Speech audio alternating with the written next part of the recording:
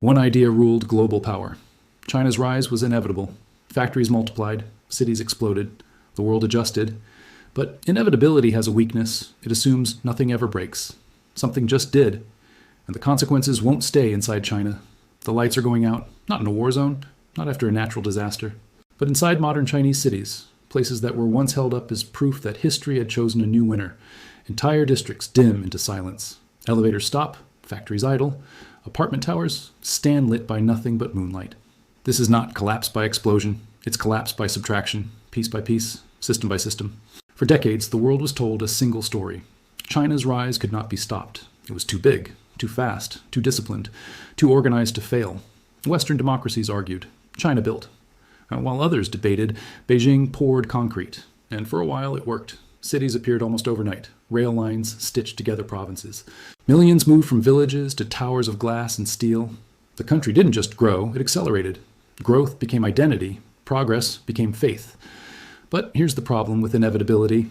It convinces everyone that consequences no longer apply. China's growth engine ran on 3 fuels: debt, construction, and belief. Debt was easy, construction was endless. And belief. Belief was absolute. Families believed apartments would always rise in value. Local officials believed land would always sell. Banks believed the state would always step in. That belief became the most dangerous asset in the system. Housing wasn't just shelter, it became savings, retirement, status, security. In many cities, owning property wasn't optional, it was survival. Parents emptied lifetime savings to help children buy unfinished homes. Young couples locked themselves into decades of payments before the foundation was even poured, and the system encouraged it. Developers sold dreams years before buildings existed. Governments approved projects because land sales paid their bills. Banks issued loans because defaults were unthinkable. Prices climbed not because demand was real, but because doubt was forbidden. Then the music slowed. Construction delays turned into stoppages. Developers quietly ran out of cash. Skeleton buildings froze midair like fossils of ambition. Families kept paying for homes that never arrived. And when they asked questions, the answers disappeared. The collapse didn't announce itself. It crept. Prices softened, then slid, then kept sliding. Month after month, not a crash, but something worse. A long, grinding erosion that destroyed confidence without delivering closure. And when trust vanishes in a system built entirely on trust, everything else follows. Middle-class families felt it first. Their net worth wasn't diversified. It was concrete. When values dropped, so did their sense of safety. People stopped spending. They postponed weddings, delayed children, held onto cash like lifeboats. The miracle had trained them to believe tomorrow would be richer than today. Now tomorrow looked uncertain. And uncertainty is poison to growth. But this wasn't just about families. The deeper danger was hidden in plain sight, inside the machinery of government itself. Because while citizens were sinking their wealth into apartments, local governments were doing something even riskier. They were betting the future on land. And what happens next reveals why this wasn't just a slowdown. It was a trap. But what most people never see is how the collapse of housing quietly bankrupts the government meant to protect it. And that's where the real danger begins. China's cities don't work the way cities elsewhere do. Local governments don't rely primarily on income taxes to survive.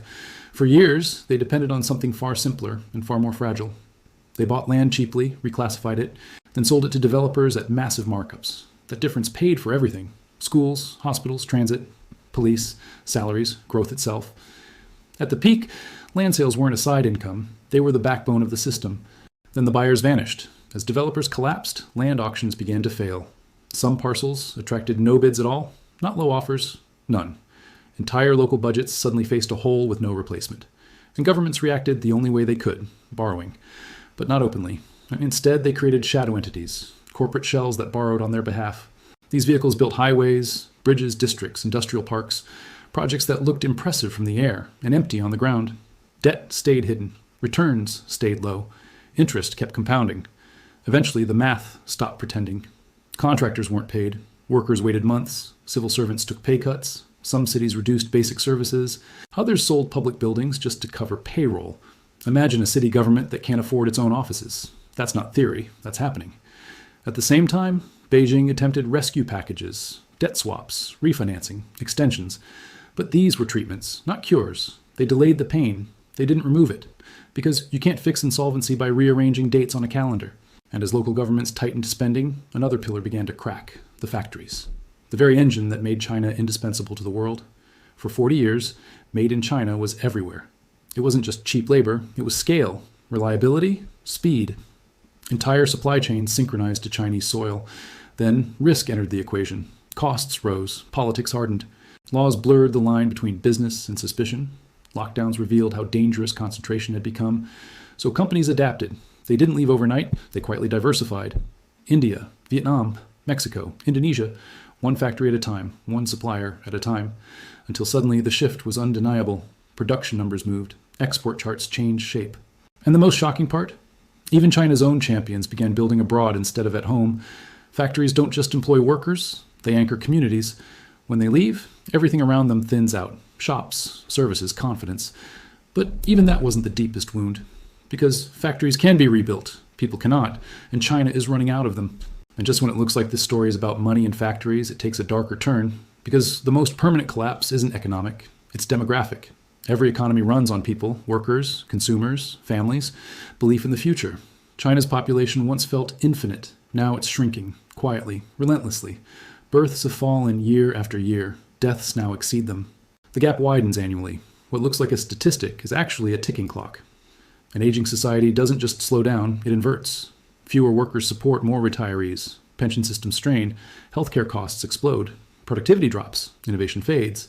And China is aging faster than almost any nation in history. Decades of strict birth limits reshape society. Smaller families. Fewer siblings.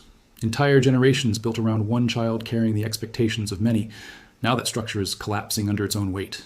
Young people are delaying marriage or skipping it entirely. Children feel like liabilities, not blessings. Housing costs, job insecurity, and social pressure collide into paralysis. Education no longer guarantees opportunity. Degrees pile up, jobs don't. Graduates deliver food, engineers wait tables, aspirations shrink. And when effort no longer leads to reward, psychology shifts. People disengage. They stop competing, stop consuming, stop believing. Some withdraw quietly, others leave altogether. Capital finds exits. Talent follows. Money moves faster than borders can close. The social contract that powered China's rise, sacrifice now, prosperity later, is breaking down. And without it, control becomes the only remaining tool. More surveillance, louder nationalism, tighter censorship. But control cannot create confidence, and slogans cannot replace income. This is how systems fail, not with drama, but with exhaustion, not with rebellion, but with resignation. China built something extraordinary, but it built it fast, on debt, on demographics that no longer exist, on confidence that once broken cannot be ordered back into place. The rise wasn't fake, but it wasn't permanent either, and the world is only beginning to feel what comes next. Because when a country this large slows, the shock doesn't stay inside its borders. It ripples. Supply chains, prices, markets, power. Nothing remains untouched. This isn't about celebrating decline. It's about understanding reality before it rewrites the rules again. If you want more deep, cinematic breakdowns of how global power really rises and falls, subscribe to Economic Tales, because history doesn't repeat itself, but it always leaves clues.